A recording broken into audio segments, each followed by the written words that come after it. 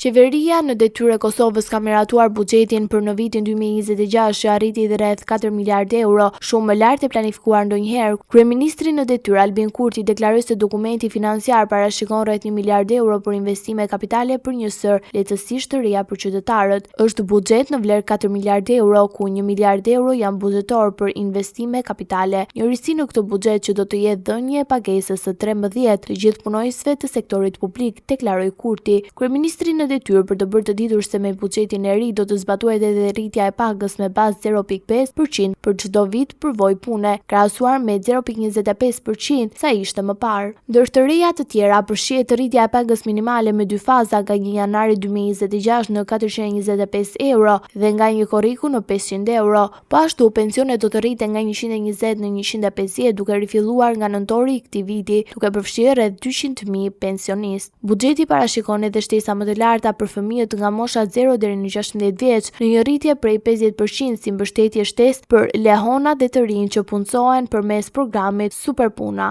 Në fund, Kurti u bëri thirrje deputetëve të Kuvendit që të miratojnë buxhetin, bashkuar në zgjedhje të reja, duke e cilësuar atë si një plan që garanton vazhdimsinë e reformave sociale dhe ekonomike në vend.